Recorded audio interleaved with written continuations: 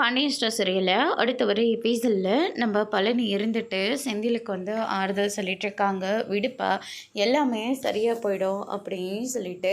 அதுக்கு அடுத்ததாக வந்து பார்த்திங்கன்னா செந்திலுக்கும் என்ன பண்ணுறதுனே தெரியல.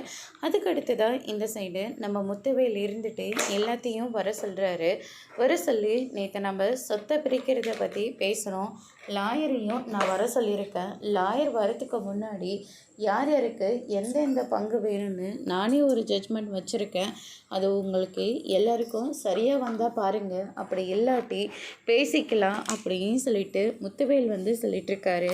ஆனால் அம்மாச்சி இருந்துட்டு நீ என்ன பண்ணாலையும் அது சரியாக தான்ப்பா இருக்கும், அதை வேற எங்ககிட்ட நீ கேட்கணுமா அப்படின்ற மாதிரி சொல்லிடுறாங்க.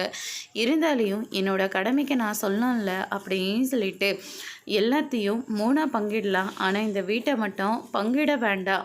ஏன்னா அம்மாவோட காலம் இருக்கிற வரைக்கும் இந்த வீடு அப்படியே இருக்கட்டும்.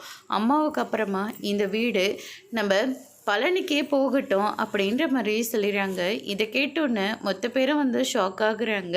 அதுக்கு அடுத்ததாக சுகன்யாவுக்கு ரொம்பவே சந்தோஷமாக இருக்குது. என்னடா இது, வீடு நமக்கு வரப்போதே அப்படின்னு சொல்லிட்டு. அதுக்கு அடுத்ததாக இந்த விஷயம் நம்ம சக்திவேலுக்கும் குமரவேலுக்கும் சுத்தமாக பிடிக்கவே இல்லை. அதனால் மாறிக்கிட்ட நான் அண்ணங்கிட்ட பேச தான் போகிறேன். இந்த வீடு நம்ம குமாரோட பேரில் தான் வந்தே ஆகணும், அப்படி இல்லாட்டி நடக்கிறதே வேறு, நான் பேச தான் போகிறேன் அப்படின்ற மாதிரி சொல்லிடுறாங்க. உங்களுக்கும் குழந்தைனாருக்கும் ஏதாவது பிரச்சனை வந்துட போதுங்க அப்படின்ற மாதிரியே சொல்லிடுறாங்க.